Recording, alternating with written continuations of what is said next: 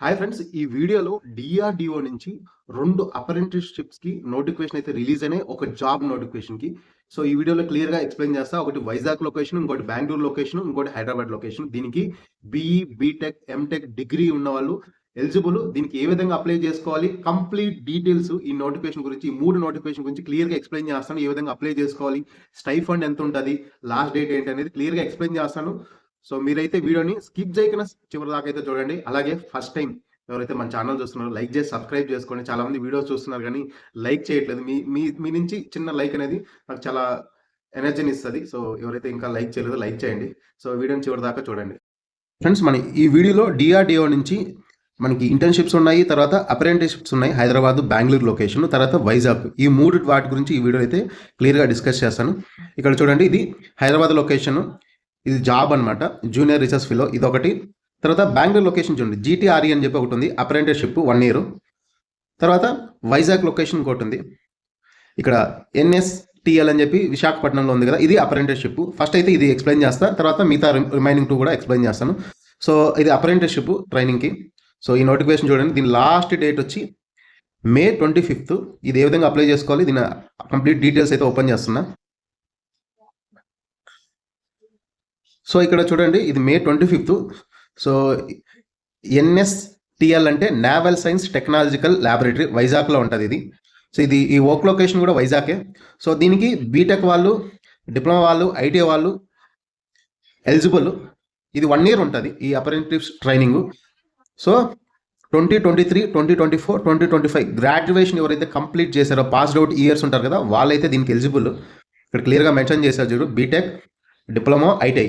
So, ఇక్కడ బీటెక్లో mechanical engineering, computer science, electronics, EC triple E. తర్వాత డిప్లొమా కూడా triple E mechanical, electronics and instrumentation. Okay, ఇక్కడ ఐటీఐలో చూడండి, photographer, digital photographer, fitter, electronics, electrician, ఇవి చేసింటారు కదా ఐటీఐలో, ఈ ట్రేడ్స్ వాళ్ళైతే ఎలిజిబుల్. సో, ఓవరాల్గా చూసుకుంటే ఇక్కడ బీటెక్ పైన 10 వేకెన్సీస్ ఉన్నాయి. తర్వాత డిప్లొమా పైన 10 ఉన్నాయి. ఐటీఐ చేసిన పైన 22 ఉన్నాయి. టోటల్గా 42 ఉన్నాయి అప్రెంటిస్. సో, అప్రెంటిస్ అంటే ఇది గవర్నమెంట్ తరపు నుంచి 1 ఇయర్ అనేది మీకు ట్రైనింగ్ ప్రొవైడ్ చేస్తారు. ఇక్కడ సర్టిఫికేట్ కూడా ఇస్తారనమాట. ఇది పర్మనెంట్ జాబ్ కాదు, 1 ఇయర్ వరకు. ఇది ఈ అప్రెంటిస్ ట్రైనింగ్ యూజ్ చేసుకుని మీరు జాబ్స్కి ట్రై చేసుకోవచ్చు. ఇది ప్రాక్టికల్ ట్రైనింగ్ అంటారు కదా, అది అనమాట.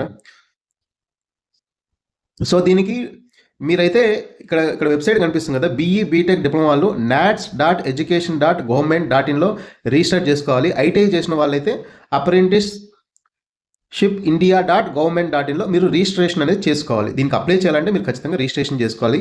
సో, ఈ అప్లికేషన్స్ అనేది కంప్లీట్గా ఆన్లైన్లోనే NATS portal or NAPS portal, ఈ రెండింటి ద్వారా మీరు ఆన్లైన్లో అప్లై చేసుకోవాలి. May 25th last date. దీనికి ఎలిజిబుల్ క్యాండిడేట్స్ వచ్చి 2023, 24, 25 పాస్డ్ అవుట్స్ ఉంటారు కదా, వాళ్ళు మాత్రం ఎలిజిబుల్. పోస్ట్ గ్రాడ్యుయేషన్ ఎవరైతే చేస్తున్నారో వాళ్ళైతే నాట్ ఎలిజిబుల్, దీనికి అప్లై చేసుకోలేరు. డిగ్రీ వాళ్ళు కానీ మీరు కానీ ఎవరు కూడా దీనికి ఎలిజిబుల్ కాదు. సో, ఈ ట్రైనింగ్ అనేది 1 ఇయర్ ఉంటుంది.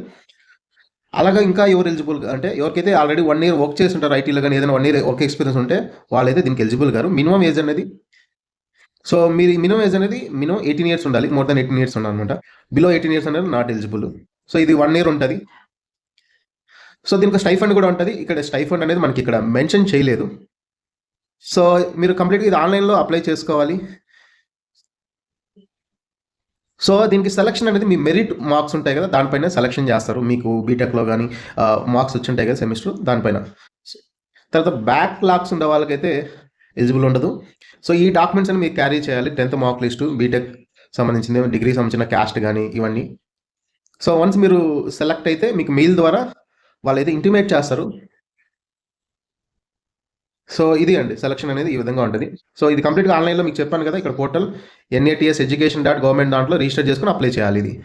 సో, నెక్స్ట్ నోటిఫికేషన్ అనేది చూద్దాం. సో, ఇక్కడ సెలెక్టెడ్ క్యాండిడేట్స్ అనేది ఈ మెయిల్ ద్వారా చూపిస్తారండి. మీరు ఎవరైతే వన్స్ ఇది అప్లై చేసిన తర్వాత సెలెక్ట్ అయిన వాళ్ళు, ఇక్కడ మెయిల్ ఉంది కదా, మీ మెయిల్ ద్వారా అయితే వస్తుంది. నెక్స్ట్ ఇంకొకటి అప్రెంటిస్షిప్ ఉంది, బెంగళూరు లొకేషన్. సో,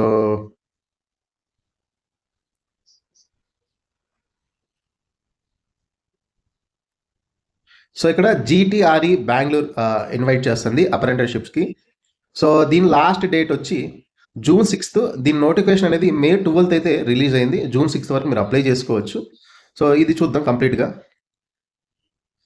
సో ఇది చూడండి, చాలా ఇది వాకిన్ ఎంట్రీ అనమాట. జీటీఆర్ఈ అంటే gas turbine research establishment, Bengaluru location. So ఈ డిఆర్డిఓ కింద వస్తుంది.